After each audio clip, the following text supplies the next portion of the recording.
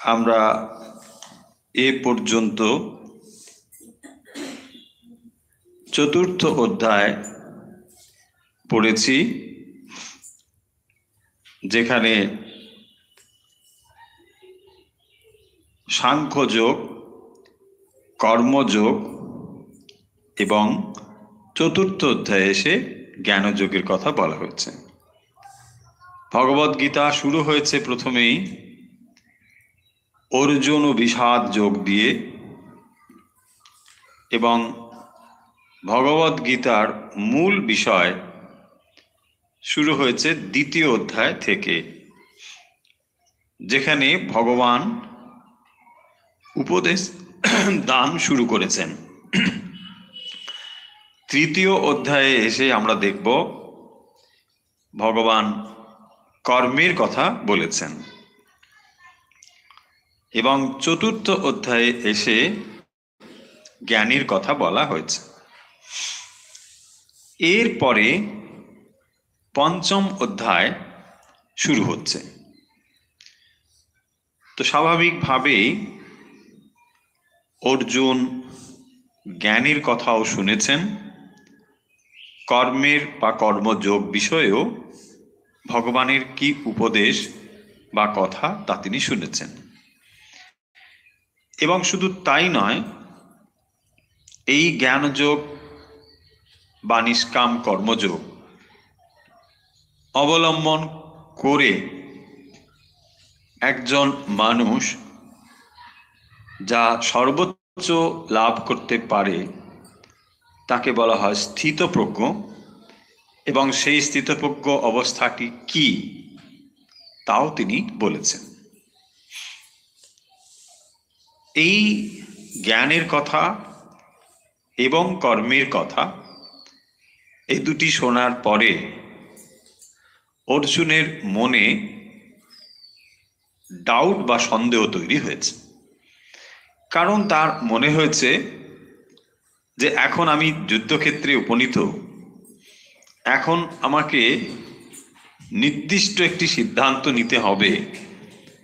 কারণ আমরা জানি ভগবদ্গীতার প্রেক্ষাপট, কুরুক্ষেত্রে যুদ্ধে অর্জুন উপস্থিত হয়েছেন এবং তিনি বিষাদগ্রস্ত হয়েছেন এই জন্যে যে যাদের বিরুদ্ধে তাকে অস্ত্র ধারণ করতে হবে তারা তার প্রিয় আপনজন এবং গুরুজন। সেই জায়গা থেকে ভগবান জ্ঞান কি, কর্ম কি, এসব কথা তিনি বলেছেন। ভগবত গীতার মধ্যে আমরা যে জ্ঞানের কথাগুলো পাব, তার দ্বারা কি লাভ হয়? লাভ হয় যে এই জগতের সঙ্গে যেভাবে আমরা ব্যবহার করছি সেই ব্যবহারটি যথাযথভাবে হতে পারবে। ঠিকভাবে এই জগৎকে ব্যবহার করতে গেলে, অর্থাৎ ব্যক্তি, বস্তু অথবা পরিস্থিতি, এই তিনটি ক্ষেত্রে আমাদের কিভাবে ব্যবহার করা উচিত সেটি কিন্তু ভগবদ্গীতা আমাদের শিক্ষা দেয়। এবং সেই কারণের জন্যেই ভগবান অর্জুনকে জ্ঞানের কথা বলেছেন, এবং তারপরে প্রথমে কর্মের কথা বলেছেন ও তারপরে জ্ঞানের কথা বলেছেন। এবং তারপরে তিনি এটাও বলে দিয়েছেন যে নিষ্কাম কর্মের দ্বারা জ্ঞান লাভ হওয়ার পরেও কর্ম ত্যাগ না করে মানুষ কাজ করতে থাকবে। এবং তার এক্সাম্পল হিসেবে তিনি নিজের কথা বলেছেন যে দেখো অর্জুন, আমার নিজের 3 লোকের কোনো কর্তব্য নেই, অথচ আমি এক মুহূর্ত কাজ না করে নেই। এইসব কথা রয়েছে। এই সমস্ত কথা শোনার পরে এখন অর্জুনের মনে কিছু ডাউটস বা সন্দেহ তৈরি হয়েছে। সেইগুলোই আমরা এই অধ্যায়ে পাব। প্রথমে আমরা যেমন যেমন করে পড়ি ঠিক একই রকমভাবে একটি শ্লোক, তার অর্থ, শব্দগত অর্থ এবং তার ভেতরের কি ইনার মিনিং এসব আমরা পরপর দেখব। অধ্যায়টির নাম হলো সন্ন্যাস যোগ। ভগবত গীতার বৈশিষ্ট্য হলো যে এখানে প্রত্যেকটি অধ্যায় যোগ নামে অভিহিত হয়েছে। প্রত্যেকটি অধ্যায়কেই বলা হয়েছে যোগ। যোগ মানে যুক্ত হওয়া, ভগবানের সঙ্গে যুক্ত হওয়া। তো এটি হলো সন্ন্যাস যোগ। অর্জুন উবাচ মানে অর্জুন বলছেন। কি বলছেন আমরা প্রথম শ্লোকটি পড়ব।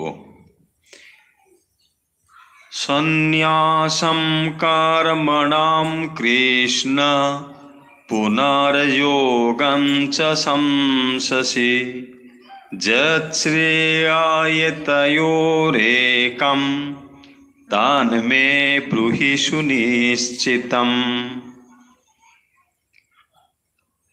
আগে শব্দগত অর্থ, তো তার আগে আমরা শব্দগুলোকে বিচ্ছিন্ন করে বা বিচ্ছেদ করে আরেকবার দেখব। সন্ন্যাসম কর্মণাম কৃষ্ণ পুনঃ যোগম চ পুনর্যোগম চ।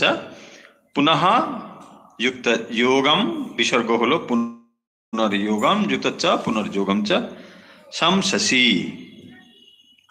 যৎ শ্রেয়ঃ যৎ শ্রেয়ঃ यत् श्रेयः एतयोरेकम् एतयोः एकम् एतयोरेकं तन्मे ब्रूहि सुनिश्चितम तन्मे ब्रूहि सुनिश्चितम। এর অর্থ কি?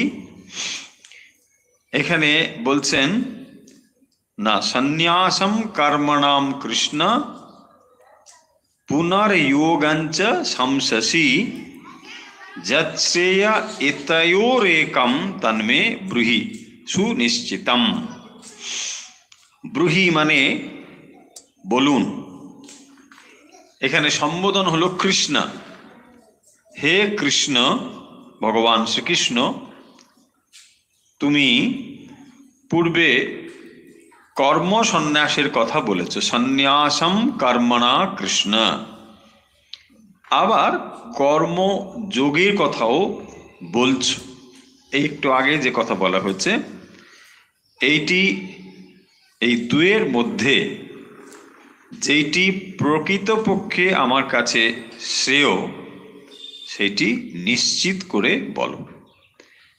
এই কথার শব্দগত অর্থ এই, সন্ন্যাসম কর্মণাম কৃষ্ণ পুনর্যোগঞ্চ সংসসি যৎ শ্রেয় এতয়োরেকম। একম এতয়ো, এতর মানে এর মধ্যে একটি, ব্রূহি আমাকে বলো, তন্মে সুনিশ্চিতম নিশ্চিত করে বলো। এখন এইটা ভালো ওইটা ভালো এইসব না।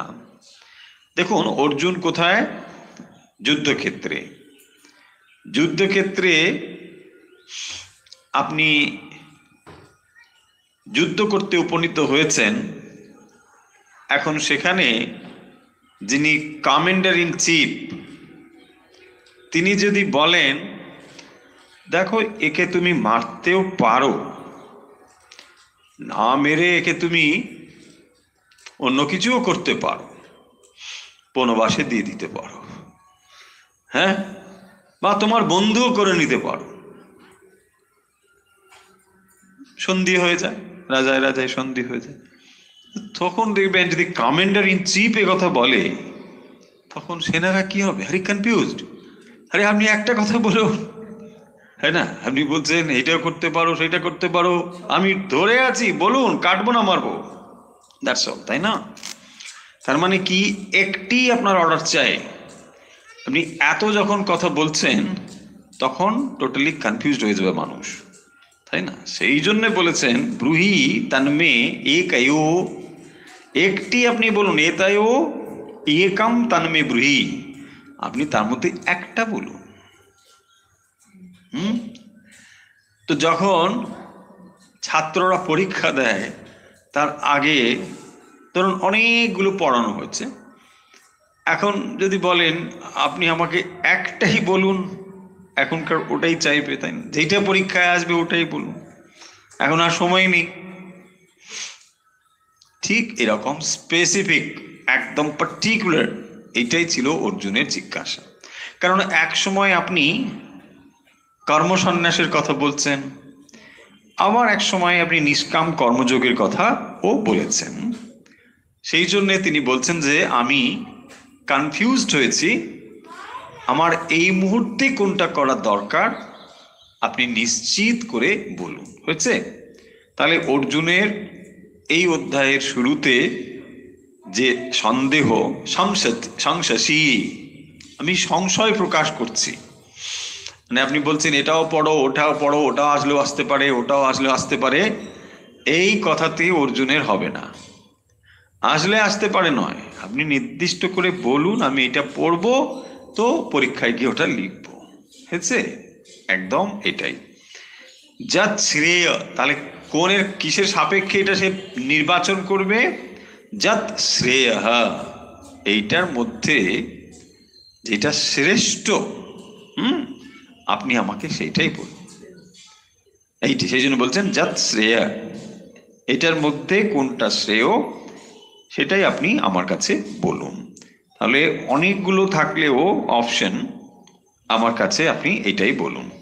তাহলে ভগবান এ পর্যন্ত কি বলেছেন আমরা একবার ভেবে নিই। শুধু তিনি সাংখ্যযোগের কথা বলেছেন, সেখানে হচ্ছে পিওর নলেজ বা জ্ঞান। কি সেই জ্ঞান?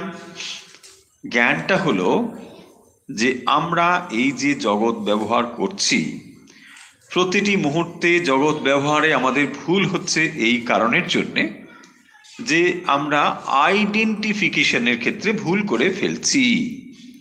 এবং অর্জুনের এই যে ভুল সিদ্ধান্ত, তিনি যুদ্ধ করবেন না, অস্ত্র রেখে দিয়েছিলেন, তার কারণ হলো আইডেন্টিফিকেশন। কি আইডেন্টিফিকেশন? তখন তিনি আর নিজেকে যোদ্ধা বলে ভাবছেন না, তিনি নিজেকে ভাবছেন এরা আমার আত্মীয় পরিজন। এবং সেই কারণের জন্যই দেখবেন ভগবত গীতার যে ব্যবহার করতে গিয়ে যে সমস্যা হয়েছে, এখান থেকেই তো ভগবত গীতা শুরু হয়েছে।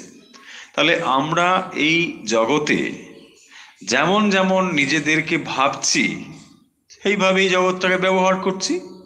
তাহলে যদি আইডেন্টিফিকেশনটা বদলে যায়, চিন্তাধারাও যাবে বদলে এবং ব্যবহারটাও যাবে বদলে। এবং তার ফলে কি হচ্ছে, যে ব্যবহার ঠিকঠাক না করার ফলে আমরা দুঃখ অনুভব করছি, এই একই ব্যবহার যথাযথভাবে করলে আমরা দুঃখের পাড়ে যেতে পারবো। এটাই হচ্ছে ব্যাপার। ভগবত গীতা সেই জন্যে খুবই প্র্যাকটিক্যাল জিনিস।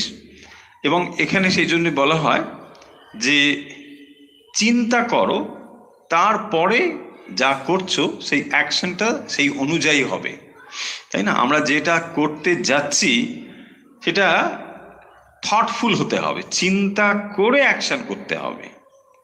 আর যদি আমরা করি ধরুন মানে থটলেস অ্যাকশন, তাহলে কি হবে?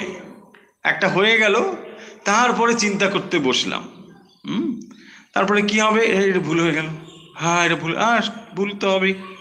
তো তার মানে যে কোনো অ্যাকশনের ক্ষেত্রে আগে সেটা থটফুল হতে হবে, চিন্তা করতে হবে, অ্যানালিসিস করতে হবে। এক্স্যাক্টলি এটাই হচ্ছে ভগবত গীতার মুখ্য আলোচ্য বিষয়। যখনই কোনো একটি জিনিসে আমাদের আইডেন্টিফিকেশনে ভুল হয়ে যায়, তখন অ্যাকশনটাও ভুল হয়ে যায়। একজন ধরুন মা, তিনি তার সন্তানের প্রতি স্নেহশীল, কিন্তু যখন তিনি একজন পরীক্ষক, এক্সামিনার, তখন তিনি মা নন, সবার ওপরে তিনি একজন পরীক্ষক। কিন্তু তার যদি ওই মাদারলি আইডেন্টিফিকেশনটা এসে যায়, তখন তিনি কি করবেন? না না, আমার ছেলে, ওকে ফেল করানো যাবেই না, তাই না? দেখুন এই যে যত রকম সব আসবে বিকজ অফ রং আইডেন্টিফিকেশন। এইটাই হচ্ছে ভগবদ্গীতার point. Because of that wrong identification সে কি করবে? যত রকম খারাপ ব্যবস্থা নেওয়ার চেষ্টাও করবে, তাই না? আমার ছেলেকে পাস করাতেই হবে, সে অত ভালো ছেলে নয়, জাস্ট এক্সাম্পল বলছি।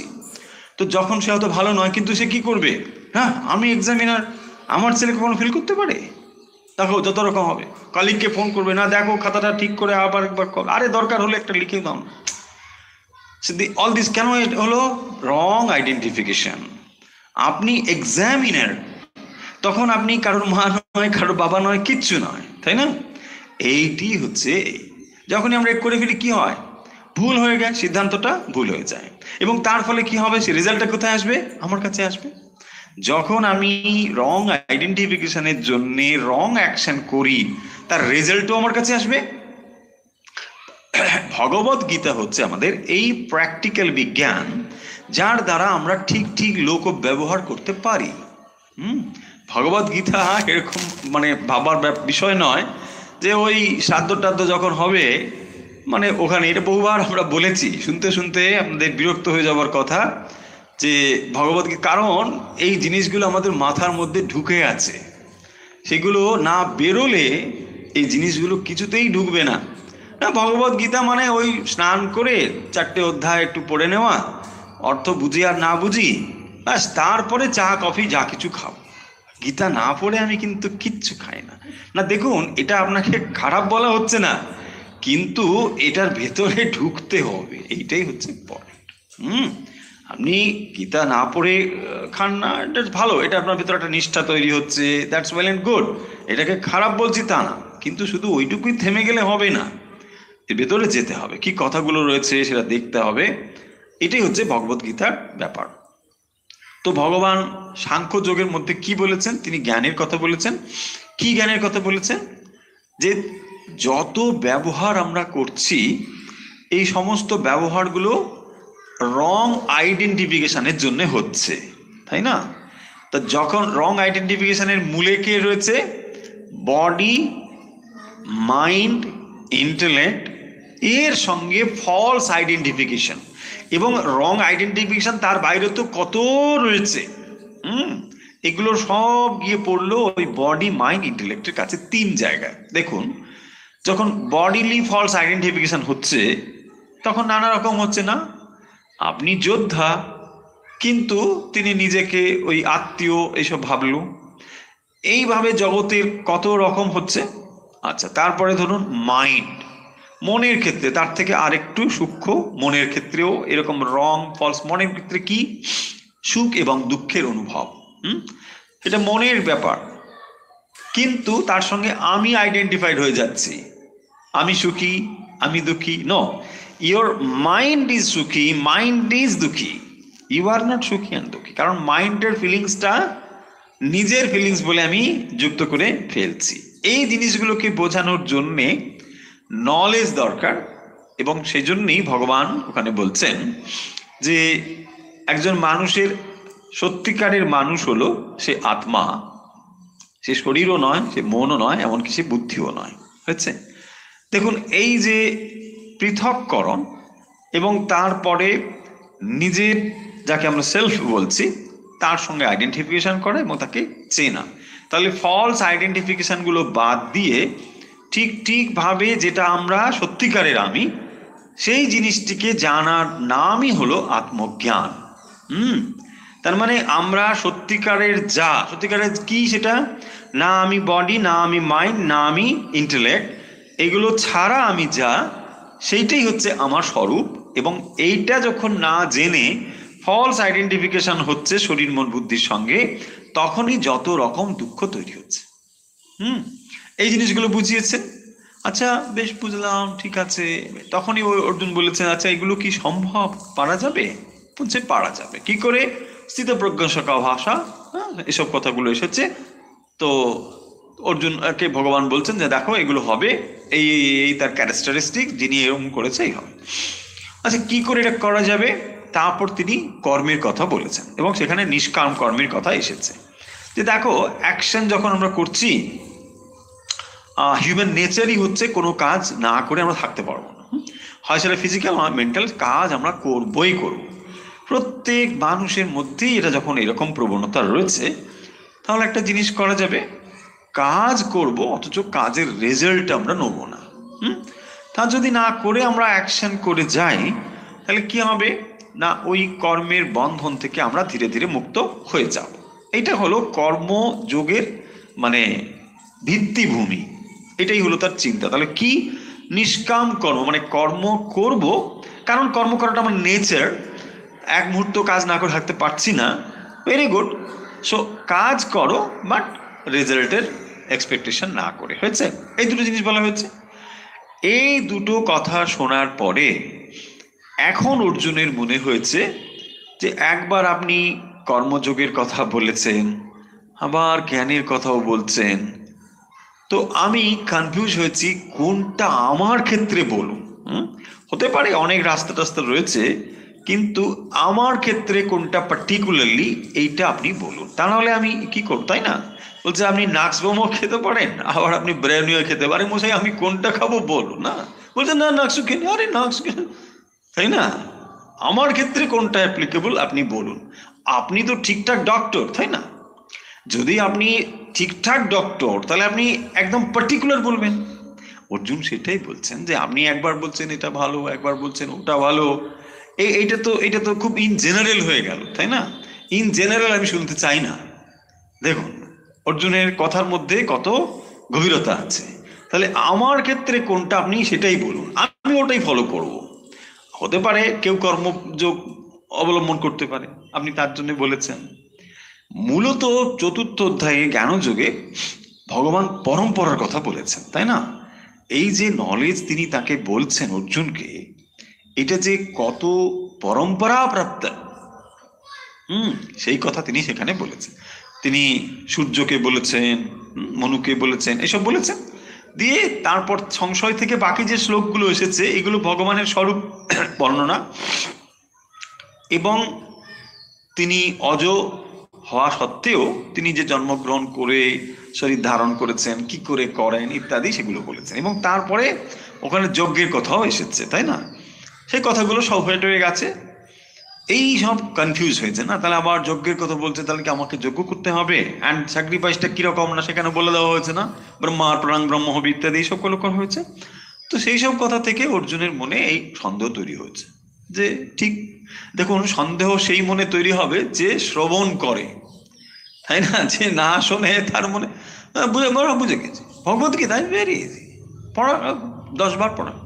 আরে 10 বার? হ্যাঁ, ভগবত গীতা 10 বার পড়া হয়েছে।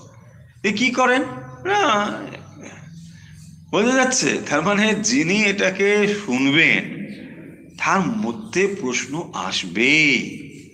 মানে যদি মাইন্ডফুলি কেউ শোনে, বিচারশীল ভাবে যদি শোনে, তাহলে হাজার হাজার প্রশ্ন আসবে। আর যদি না শুনে তাহলে প্রশ্ন আসবেই না, বলছে না ও ঠিক আছে ঠিক আছে। তার মানে এটা কি, সাবকনসিয়াস মাইন্ডে আমরা কোথাও না কোথাও মানে ধরে নিচ্ছি যে ও ও শুনে দরকার নেই, মানে ও তো একই কথা বলছে, তো আর শোনার দরকার কি? ধরুন একটা যদি আপনি উপন্যাস পড়েন, তাই না? সেখানে এই হলো, নায়ক ওখানে উঠলো, তারপরে ওইখানে ভিলেন এলো, তারপরে ওইখানে ধরুন আর একটা কিছু হবে, ক্লাইম্যাক্স, তাই না? তখন না এইটা পড়তে হবে, ওই ঘটনা ওখানে যাচ্ছে। হ্যাঁ, বলছে আপনার উপন্যাস পড়া শেষ হয়ে গেছে? না না না না না, এখন ওখানে উঠেছে পাহাড়ের চূড়ায়, তারপরে এখন নামবে, এখন দেখা যাক কি হয়, থাকবে। কিন্তু বলছে না, ভগবত গীতা ও তো সেই দুটোই কথা, এক অর্জুন আর এক শ্রীকৃষ্ণ, বাস ও দুজনেই চলবে না, ওর কোনো ক্লাইম্যাক্স নেই, ভিলেন নেই, কিচ্ছু নেই। বোঝা হয়ে গেছে, বোঝা হয়ে গেছে, বোঝা যাচ্ছে পয়েন্টগুলো? যখনই আপনি এই শ্লোকটা ধীরে ধীরে বুঝবেন, এর ভেতরে যখন আপনি ফিলোসফিগুলোকে জীবনে প্রতিপাদ্য বা প্রতিপালন করার চেষ্টা করবেন, বা আপনি অন্তত ইন্টালেকচুয়ালি বোঝার চেষ্টা করবেন, তখনও দেখবেন আপনি ও আচ্ছা এটা হলো, এটা কেন হলো, এটা কি, তখন এগুলো আসবে। তা নাহলে মানে সবই ঠিক আছে, ও ভাবো বুঝেছি, ও কি আর লাভ হবে কি, ওই তো গিয়ে ওখানে জব করে পড়ে গেল, যা শেষ, তাই না? এইরকম। এই জন্যে উপন্যাসের সময় আপনার খুব ইন্টারেস্ট, তাই না? সিরিয়াল যেমন আর কি, এখন উপন্যাস তো এখন কেউ পড়ে টড়ে বলে মনে হয় না, অবশ্য আমি জানি না, পড়লেও পড়তে পারে, মানে কেউ মনে কিছু করবেন না, অনেকে নিশ্চয়ই পড়ে। তো এখন সবাই উপন্যাস দেখে, তো উপন্যাস দেখছে, একটা স্টোরি গেল, তারপরে ওখানে ঝাঁপ দিল, কি পড়লো, একটার পর একটা থাকে, ক্লাইম্যাক্স থাকে না। বাট এইখানে তো ওরকম কিছু নেই, ওই একই কথা, হয় অর্জুন বলবে না শ্রীকৃষ্ণ বলবে। শ্রীকৃষ্ণ বলবে এই এই করো, অর্জুন বলবে হ্যাঁ এই কর। এই তো ব্যাপার রে বাপু, এর মধ্যে আর কি আছে, তাই না? এনিওয়ে, এবার দেখুন কি আছে। তাহলে অর্জুনের ডাউট তৈরি হয়েছে, কারণ অর্জুন এগুলোকে খুব মাইন্ডফুলি শুনেছে।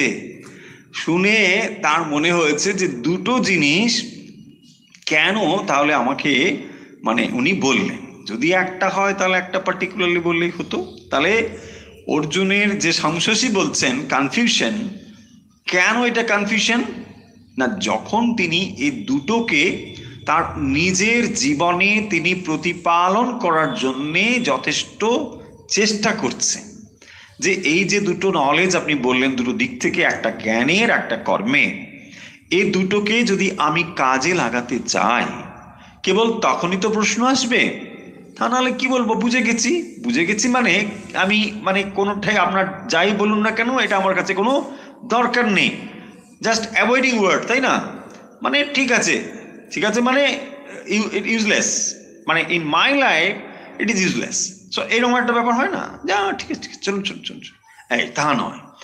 তাহলে অর্জুন এটাকে বুঝে তার জীবনে কাজে লাগাতে চান, সেই কারণের জন্য তিনি বলছেন যে না, আমি এটা নিশ্চিত রূপে জানতে চাই। হয়েছে অর্জুনের প্রশ্ন, আশা করি আমরা বুঝে গেছি।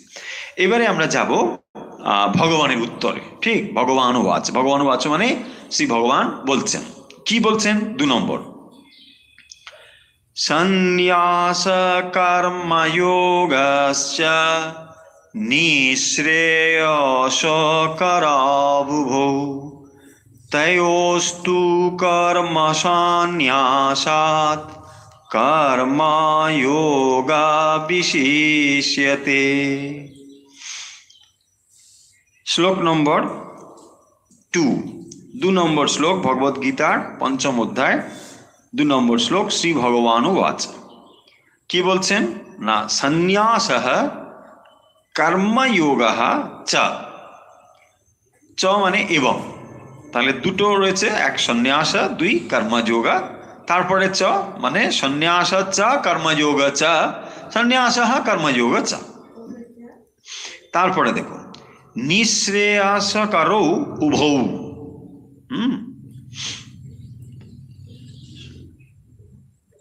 সংস্কৃতের নিয়ম হচ্ছে বিশেষ্য এবং তার যে বিশেষণ, তাদের মধ্যে মানে বচন সব একই হবে।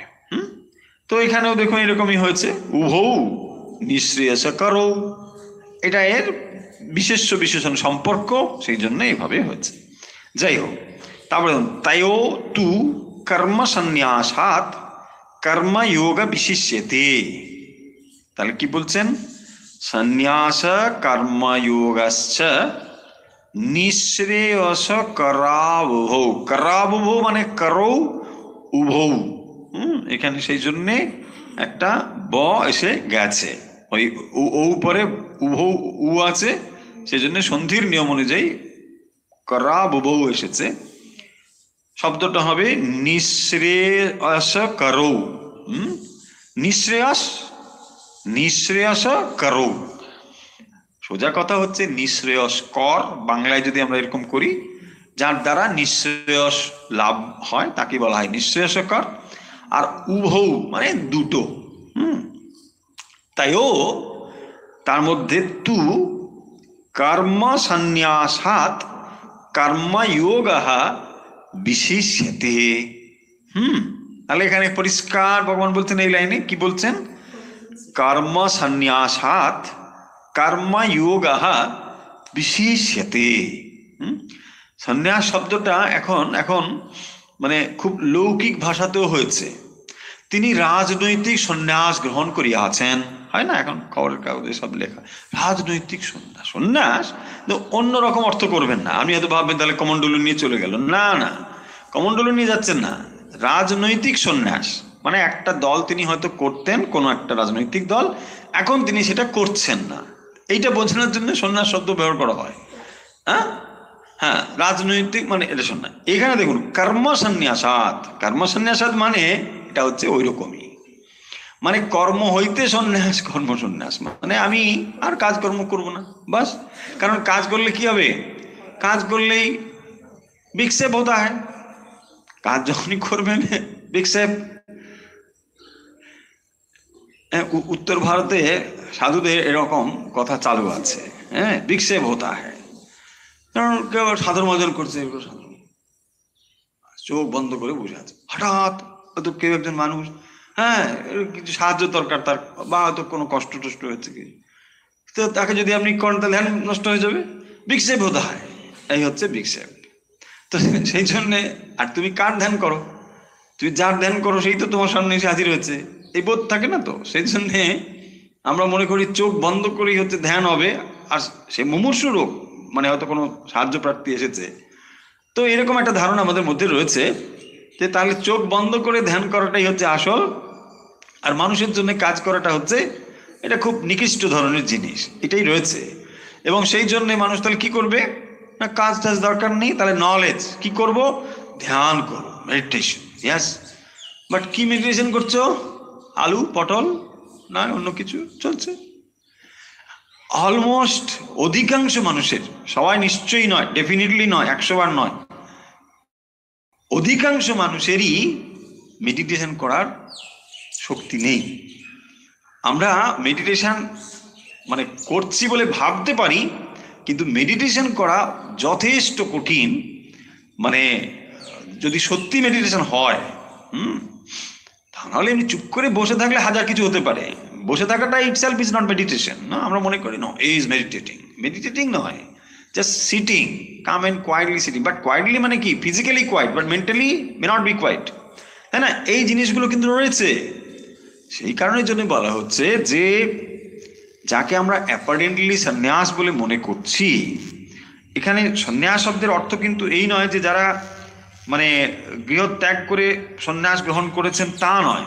এখানে সন্ন্যাস শব্দের অর্থ হচ্ছে কর্ম সন্ন্যাস। ওই যে বললাম যে রাজনীতি থেকে সন্ন্যাস নিয়েছেন মানে এবারে তিনি কমণ্ডলু নিয়ে মানে উত্তরকাশী চলে যাবেন বা এইরকম ভাবা দরকার নেই। তিনি হয়তো আর একটা দলে নাম লেখাচ্ছেন, তাই না? বা অন্য কিছু হয়তো খেলা টেলা করবেন, খেলোয়াড় হবেন, বা হয়তো তিনি প্রফেসর হবেন, হতে পারে। তো যাই হোক, তো সেই জন্য বলছেন কর্ম সন্ন্যাসাত মানে কর্ম থেকে তিনি সন্ন্যাস, অর্থাৎ তিনি বলছে আমি আর কাজকর্ম করব না। এইটা কারণ কর্মের দ্বারা যে সমস্ত বিক্ষেপ আদি হয়, চিত্তের চঞ্চলতা হবে, তো কাজ করতে গেলেই তো চঞ্চলতা হবে, তাই না? সেটি বলা হচ্ছে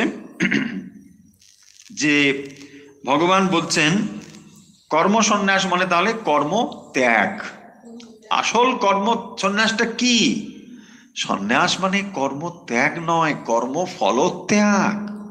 দেখুন, এই জিনিসগুলো আমরা পার্টিকুলারলি ভালোভাবে না বুঝে আমরা মনে করি যে সন্ন্যাস মানে আজ কার কর্ম নেই, এবারে তামাক সাজো আর খানিকটা হুকো টুকো নিয়ে মানে খাও, ব্যাস, হ্যাঁ, সন্ন্যাসী হয়ে গেছে, আর তো কিছু থাকবে না। আর কিছু নেই। এখন দেখবেন সন্ন্যাসী মানে ওই গাঁজা টাজা খাও, খাও, সন্ন্যাসী। এইটা কিন্তু ভুল ধারণা, তাই না? সেই জন্য এখানে বলছেন যে কর্মত্যাগ, কর্মত্যাগ মানে কর্ম ফল ত্যাগ। আসল সন্ন্যাসী মানে কর্ম ফল ত্যাগ, তাকেই বলে সন্ন্যাসী। ইয়ো না কাঙ্ক্ষতি, যার কোনো আকাঙ্ক্ষা নেই। তো সেইগুলো যাই হোক, সেটা আসবে। তো দেখুন তাহলে কি বলছেন না, এই যে সন্ন্যাস কর্মযোগচ মানে এবং কর্মযোগ, তাহলে একটা হলো সন্ন্যাস কর্মযোগস্য নিঃশ্রেয়স করো উভৌ। তাহলে দুটো জিনিস নিঃশ্রেয়স করো। নিঃশ্রেয়স করো মানে নিঃশ্রেয়স করার অর্থ হচ্ছে মুক্তি প্রাপক, নিঃশ্রেয়স কর, তাই না? আমরা বলি দুটোই লাভজনক বা লাভকর, যদি শব্দ লাভকর নয়, হ্যাঁ, তার মানে দুটোর দ্বারাই এটা হবে এক্স্যাক্টলি, হ্যাঁ, মুক্তিপ্রদ। তো দুটোর দ্বারাই মুক্তি লাভ করা সম্ভব হচ্ছে।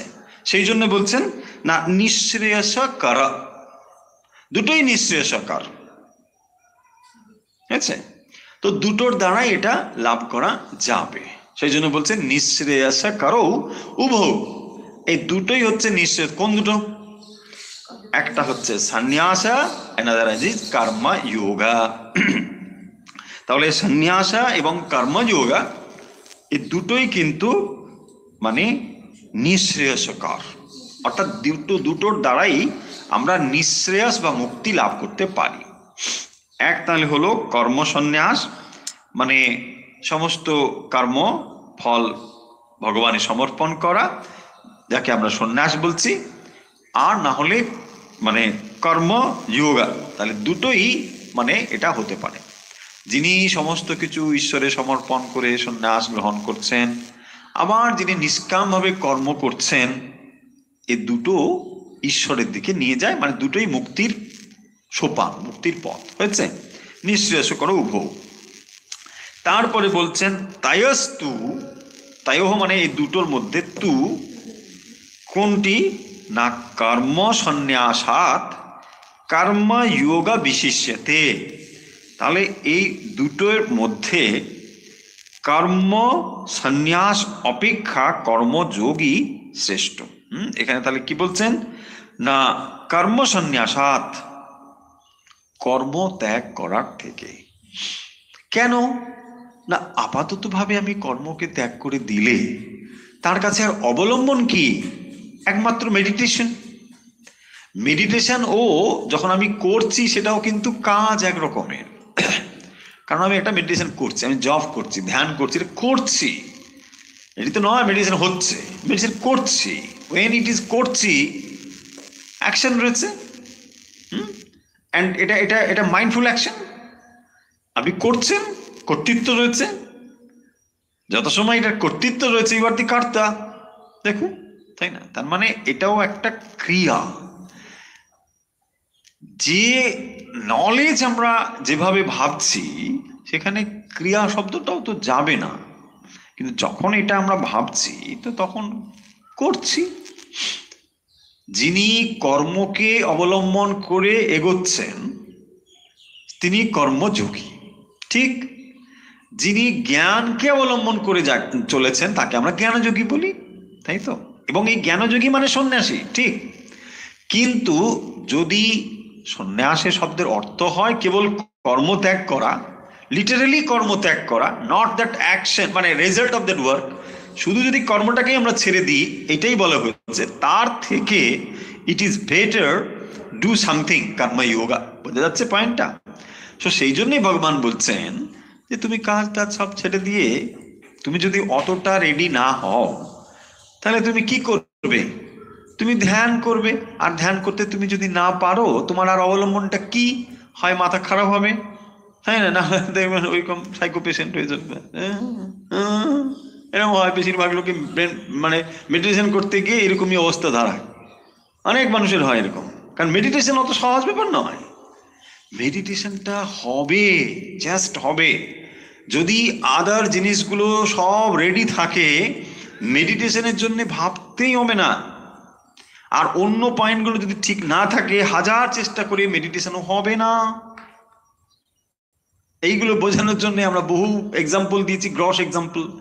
গোলাপ ফুল এমনি ফুটবে, ধরুন এখন ডালিয়ার সময়, ডালিয়া ফুটবে, তার জন্য কি করতে হবে? সার দিতে হবে, গাছ লাগাতে হবে, জল দিতে হবে। এইগুলো করলে ডালিয়া ফুটবেই ফুটবে। বা চন্দ্রমল্লিকা বলছে না আপনি কেন ডালিয়া বললেন? কেউ আবার প্রশ্ন করতে পারে, লিখতে, আপনি কেন ডালিয়া বলেছেন, চন্দ্রমল্লিকা হবে না?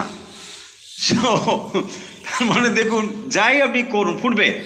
পয়েন্ট হলো তাহলে যখন আমরা যে কোনো জিনিস যা তার ফেভারেবল সেগুলোকে যদি হ্যান্ডেল করি, রেজাল্ট উইল কাম অটোমেটিক্যালি, ভাবতে হবে না। আবার যদি আপনি ওগুলোকে হ্যান্ডেল না করে কেবল ডালিয়া ফুল করতে থাকেন, হবে? হবেই না। এক্স্যাক্টলি ওটাই আমরা মেডিটেশন করতে হবে, 8টা থেকে 9টা আমার মেডিটেশন ডিউটি। আরে হোয়াট মেডিটেশন? হ্যাঁ, মেডিটেশন করতে হবে। খারাপ ভাববেন না, আমি মেডিটেশনটা খারাপ বলছি তা নয়, আমরাও মেডিটেশন তো করি, তাই না? বাট মেডিটেশন মানে জাস্ট চেষ্টা। আমরা বোঝাতে চেষ্টা করি what meditation is not, what is not meditation. ওটা মেডিটেশন করতে গিয়ে ধরা পড়ে। যখন মাইন্ডটা এখানে ওখানে ঘোরে তখন বোঝা যায় যে কোনটা মেডিটেশন নয়। আর কোনটা মেডিটেশন তখন ধারণাটা করা যায়। হয়েছে? সেই জন্য আমরা জাস্ট চেষ্টা করি।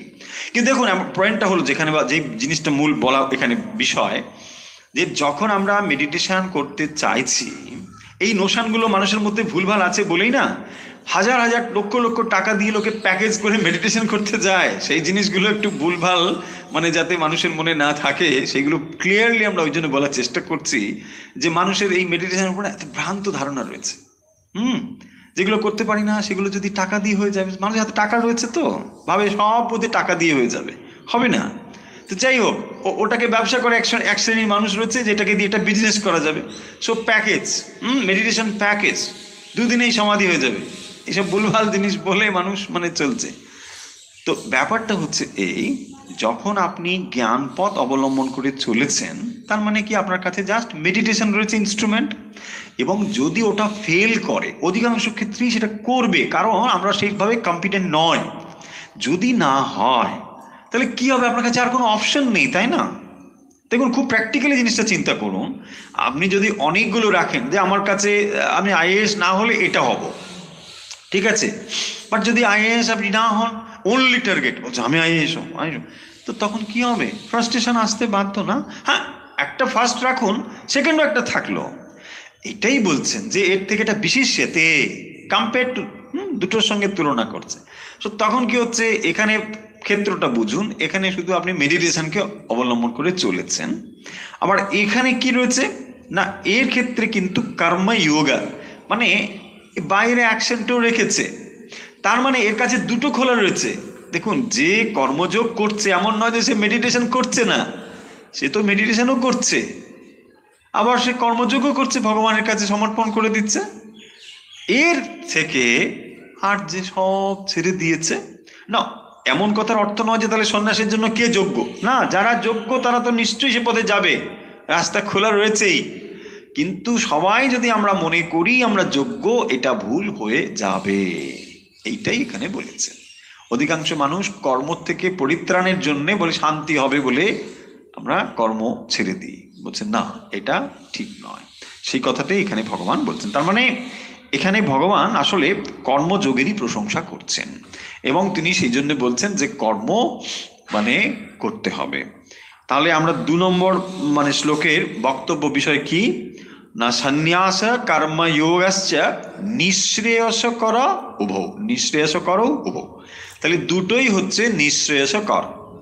তার মানে এই দুটো পথ দিয়েই এক লক্ষ্যে পৌঁছানো যায়। হয়েছে? যদি দুটোর লক্ষ্য আলাদা হতো তাহলে দুটো জিনিস পুরো আলাদাই হয়ে যেত, এটা নয়। এই দুটোর যে কোনো একটা অবলম্বন করলেই আমরা টার্গেটটা এক, লক্ষ্য এক, একই জায়গায় পৌঁছবো। এবং সেই জন্য বলছেন তায়স্তু, এই দুটোর মধ্যে কর্ম সন্ন্যাসাৎ কর্মযোগ বিশিষ্যতে। তাহলে কর্মসন্ন্যাস থেকে, কর্ম ত্যাগ করার থেকে কর্মযোগ, নিষ্কাম কর্মযোগ বিশিষ্যতে, হয়েছে না? দেখুন সেই কারণের জন্যই স্বামীজি 5000 বছর আগে তো এই কথা হচ্ছে, বর্তমান যুগের স্বামীজিও এই কর্মযোগের কথা তো বলেছেন। বলছেন তার মানে এই নয় যে স্বামীজি মেডিটেশন জানতেন না, বা মেডিটেশনের গুরুত্ব বুঝতেন না, বা মেডিটেশনের উপদেশ দিচ্ছেন না, তা তিনি দিয়েছেন, জ্ঞানযোগের কথা তিনি বলেছেন। কিন্তু তিনি পাশাপাশি এটাও বলছেন যে কর্মযোগ করতে হবে। কারণ এর দ্বারা কি হয় দেখুন, এর দুটো রেজাল্ট হয়। যেমন আপনি নিষ্কাম কর্মযোগের দ্বারা চিত্তশুদ্ধি হয়, ধীরে ধীরে আপনি জ্ঞানের দিকে অগ্রসর হতে পারেন, এবং এর একটি বস্তুগত প্রভাবও জগতের উপরে পড়ে।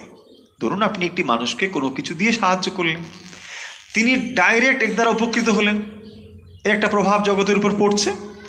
আপনি মানুষটা যে বেঁচে রয়েছেন কোনো না কোনো মানুষের কন্ট্রিবিউশন দ্বারা, তাই না? XY যে কেউ দিক না কেন দিচ্ছে, তাহলে আপনারও তো একটা দায়িত্ব আছে তাদেরকে কন্ট্রিবিউট করা, এটা আপনি অস্বীকার করতে পারবেন না। কত প্র্যাকটিক্যালি স্বামীজি এই যুগের জন্য এই জিনিসগুলোকে ভেবেছেন। এবং পাশাপাশি আপনি এটার দ্বারা নিষ্কাম কর্মযোগে আপনি ধীরে ধীরে অগ্রসর হয়ে যেতে পারছেন, না ঠিক আছে আমি ভগবানের জন্য করছি। আপনি এখন বলবেন যে ধরুন আচ্ছা সবাই কি যে মানুষের জন্য করছে সে কি একেবারে নিষ্কাম ভাবে করতে পারছে? প্রশ্ন আসলেও আসতে পারে, হ্যাঁ, যে না নিষ্কাম ভাবে সবাই করছে না। যদি নাও করে, আমি ধরে নিলাম তর্কের খাতিরে ধরুন করছে না, যদি না করে, যে মেডিটেশন করছে বলে বলছে সে কি মেডিটেশন নিজের মতো করছে? প্রশ্ন থাকবে। কিন্তু তার রেজাল্ট কোথাও গিয়ে পড়ছে কি? কোথাও গিয়ে পড়ছে না। কিন্তু এখানে তার একটা রেজাল্ট তো দেখা যাচ্ছে। যদি সে নিজের ধরুন আত্মপ্রশংসার জন্য করছে, একটা অ্যাকশন করলে তার মোটিভ থাকবে। মোটিভটা যদি ঈশ্বরে সমর্পণের জন্য না হয়, অর্থাৎ নিষ্কাম যদি না হয়, ধরে নিলাম সকাম হবে। সকাম হলে কি হতে পারে? হয় নেম অ্যান্ড ফেম থাকবে, তাই না? এই তো থাকবে। যদি নেম অ্যান্ড ফেমের জন্য যদি করে, তাহলেও সে তো করছে, তার একটা প্রভাব তো দেখা যাচ্ছে। তাহলে কিছু না করার থেকে তো ওটা বেটার, তাই না? সেটাই দেখবেন স্বামীজি কর্মযোগে বলেছেন যে যে মানুষ কোনো কিছু রিটার্ন ছাড়া কোনো কিছু করতে পারে না, তাকে ওভাবেই শুরু করতে দাও। সে নাহলে নাম যশ নিয়েই শুরুটা করুক, ক্ষতি কি? তারপরে ধীরে ধীরে সে শিখবে। হুম, সেই আছে না এক এক ব্রহ্মচারী মানে ভিক্ষা করতে গিয়েছে, তো তার কাছে গিয়ে, হ্যাঁ এত ভালো চেহারা আর তুমি ভিক্ষা করতে, কিন্তু দেয়নি, প্রথম দিন ভাগিয়ে দিয়েছে। মা আবার কিছু দাও, হ্যাঁ ছাই দেবো না, ছাই নিয়ে যাও। তা বলছে মা ঠিক আছে, এটা দিয়ে হাতটা খোলো, শুরু করো, তাই না? তোমার দেওয়াটা অন্তত শুরু হোক, ছাই দেওয়াটা আজকে শুরু করো, তাই না? তার পয়েন্ট মানেটা কি, বক্তব্য বিষয় হলো তার মানে কিছু না হলেও কিছু দিয়ে তো শুরুটা করো। যিনি একেবারে নিষ্কাম কর্ম বুঝবেন না, সে অন্তত নেম অ্যান্ড ফেমের জন্য করুক, তাই না? কিছু তো করলো। এবং এটা না কোথাও যদি শুরু হয়, তেমনি এটা তাহলে চলতেই থাকবে, তাই না? কোথাও না কোথাও তো শুরু করতে হবে। আর আপনি যদি মনে করেন যে আমার অন্তর থেকে সম্পূর্ণ নিষ্কাম হব এবং তারপরে আমি কাজ শুরু করব, এটা কি হবে? হবে না। এই দুটো হচ্ছে এইরকমই, করতে করতে ওটা হবে, ঘষতে ঘষতে এটা হবে। মা বলছেন না, হ্যাঁ, চন্দন ঘষতে ঘষতে সুগন্ধ বেরোবে। তো সেটাই ঘষতে হবে। তো যদি আপনি আমি সেই রকম গুণাবলী নিয়ে আসতাম, মানে তাকে দৈব সম্পদ বলে, সেই দৈবী সম্পদ নিয়ে যদি আমরা এরকম আসতাম, তাহলে আর ঘষা লাগতো না। কিন্তু যখন দৈবী সম্পদ না নিয়ে এসেছি, তখন ঘষতে থাকি, সমস্যাটা কি, তাই না? যাদের এরকম আছে তারা সুখ্যাতি নিয়ে জন্মগ্রহণ করেছেন, হ্যাঁ, তাদের চোখ বন্ধ করলেই তারা হয়তো দেখতে পায় অন্য কিছু। তা আমরা তো চোখ বন্ধ করলে অন্ধকারই দেখি। আচ্ছা ঠিক আছে, আলো জেলে দাঁড়িয়ে ধ্যান করি, তাই না? তাহলে কিছু না কিছু হয়তো দেখা যাক। চলুন, এবার অনেক কথা হয়েছে। 3 নম্বর নাকি 3 নম্বর হবে? হবে না বোধ হয়। না না না, 3 নম্বর করা যাবে না, এখন 1 2 সামক করতে হবে। কারণ 3 করতে গেলে আর অনেকটা সময় চলে যাবে। আবার হ্যাঁ, অভ্যাস কমে যাচ্ছে না, অভ্যাস কমে যাচ্ছে না, অভ্যাস ঠিক রাখবো। তাহলে আজকে আমরা যে অধ্যায়টি পড়লাম, পঞ্চম অধ্যায়। আচ্ছা, পঞ্চম অধ্যায় বিষয়ে বলি, আমরা পিডিএফটা পাঠাতে পারিনি, পিডিএফটা রেডি হয়ে গিয়েছে, আমরা খুব তাড়াতাড়ি পাঠিয়ে দেবো, ঠিক? মানে মন খারাপের কিছু নেই, দুঃখ করার কিছু নেই। যদিও আমরা জানি ভগবত গীতা পিডিএফ খুব একটা আপনাদের কাছে দরকার হয়তো হয় না, অনেকের কাছেই বইটি রয়েছে। তবুও যারা দূর থেকে হয়তো অনেকে রয়েছেন, যারা বিদেশ থেকে রয়েছেন, তাদের কাছে হয়তো পিডিএফ মানে বইটা হয়তো হাতের কাছে অ্যাভেলেবেল নয়। তো আমরা পিডিএফ সবার জন্যই করেছি, যেখানে এরকম লাইনগুলো রয়েছে, পদবিচ্ছেদ রয়েছে, শব্দার্থ রয়েছে, আমরা পিডিএফ সবার জন্য পাঠিয়ে দেবো। তো পিডিএফ পেয়ে যাবেন আপনারা। আমরা আজকে পড়লাম পঞ্চম অধ্যায়ের 1 এবং 2। পঞ্চম অধ্যায়ের 1 এবং 2 দেখুন, অর্থগুলো যদি মোটামুটি বুঝে নেন, তাহলে দেখবেন বাকি জিনিসগুলো মানে এসে যাবে ব্রেনে, কোনো অসুবিধা নেই। তাহলে প্রথম যেটি কি ছিল না, অর্জুনের ডাউট, সংশয়ী। অর্জুন সংশয় করেছেন। কেন সংশয় করেছেন? তাকে দুটো কথা বলা হয়েছে। প্রথমে বলছেন সন্ন্যাসম কর্মণাম কৃষ্ণ পুনর্যোগাঞ্চা, যোগাঞ্চা মানে এখানে জ্ঞানযোগ। তাহলে এক তিনি বলছেন কর্মের কথা, আর 2 যোগের কথা বলছেন, জ্ঞানের কথা বলছেন। এবং সেই জন্য তিনি বলছেন কর্মসন্ন্যাসের কথা এবং কর্মযোগের কথা বলেছেন, তাই না? তো এই দুটো ব্যাপারে আমার একটা কিন্তু ডাউট হয়েছে। তিনি ঠিকঠাক ভাবে শুনেছেন এবং তাই তার মনে ডাউট হয়েছে। সেই ডাউটটি তিনি এখানে বলেছেন যে হে শ্রীকৃষ্ণ, তুমি পূর্বে কর্মসন্ন্যাসের কথা বলেছ, হ্যাঁ, কর্মসন্ন্যাস মানে এখানে কি না, কর্মসমূহের সন্ন্যাস। কর্মসন্ন্যাস মানে সমস্ত কর্ম ত্যাগ করা।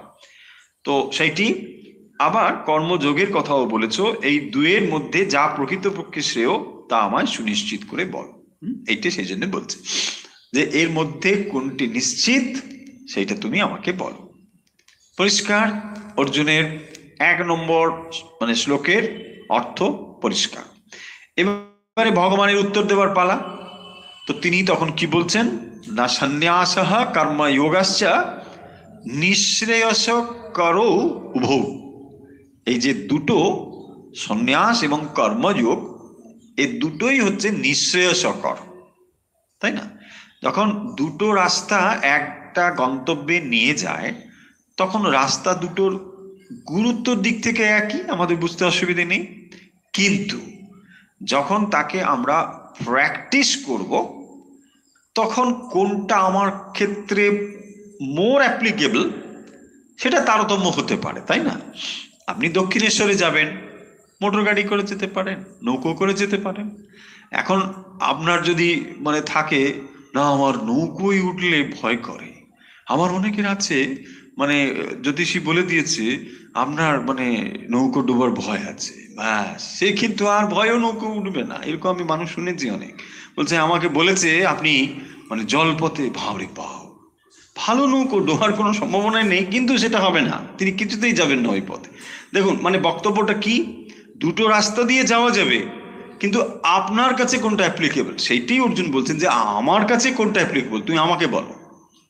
তুমি জেনারেল একটা বলে দিলে এটা হবে না, তুমি পার্টিকুলারলি আমাকে বলো।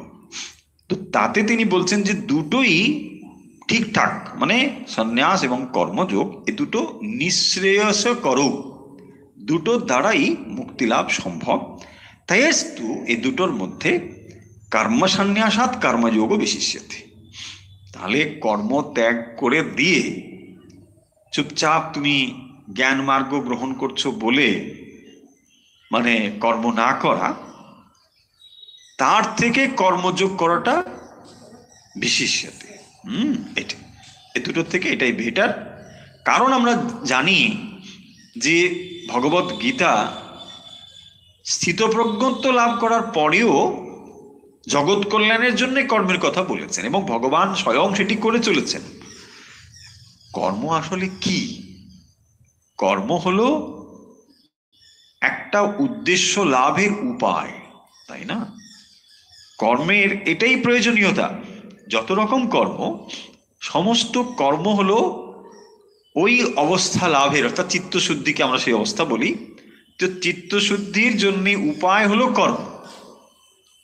অ্যাজ সাচ নাহলে কর্মের আর কি প্রয়োজন আছে? কর্মের কোনো প্রয়োজন? কর্ম হচ্ছে ওই অবস্থাটি প্রাপ্তির জন্য।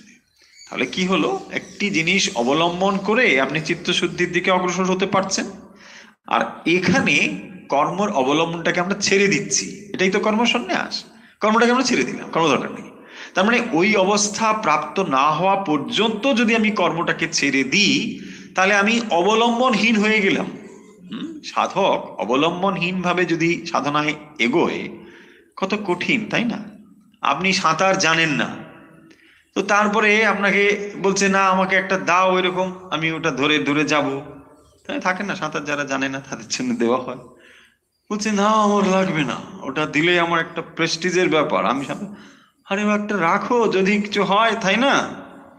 আপনার কাছে একটা দেওয়া হলো, ওখানে বায়ু ভরা রয়েছে, কোনো অসুবিধে নেই, আপনি প্রেসার দিয়েও যেতে পারেন, সাঁতার না জানলেও যেতে পারেন। Just example. এরকম ভাবে না তাহলে কি বলছেন, এক্সাম্পল কিন্তু এক্সাম্পলই। হ্যাঁ, তো যখন আমি ওটা ধরে সাঁতার মানে কি আমার যাওয়ার অবলম্বন হলো, আমি যদি সাঁতার নাও জানি কোনো সমস্যা নেই, আমি ওপারে চলে যেতে পারবো, বা আমি ডুবে অন্তত যাব না। দ্যাটস অল, বোঝা যাচ্ছে? আর যদি ওই অবলম্বনটুকু না থাকে, তাহলে যে কোনো মুহূর্তে বিপদের সম্ভাবনা রয়েছে, এবং বিপদটা কি সেটা আমরা ক্লিয়ার করে বললাম এক্ষেত্রে। কারণ যদি আমি কেবল নলেজকে ধরে রেখেছি না, বাট আমি ওই অবস্থা পৌঁছতে পারছি না, সেটাই ভগবান বলেছেন। তাহলে একদম ক্লিয়ার আশা করি দুটো জিনিস, দুটো পয়েন্ট, এই 1 এবং 2 নম্বর মানে ভগবদ্গীতার যে পয়েন্টটা। তাহলে একটি জিনিসকে আমরা অবলম্বন করে অগ্রসর হচ্ছি, সেটা হলো কর্মযোগ। রাইট? কর্মকে অবলম্বন করে যোগ সাধিত হচ্ছে। আর আরেকটি হলো সন্ন্যাস, মানে কর্ম সন্ন্যাস।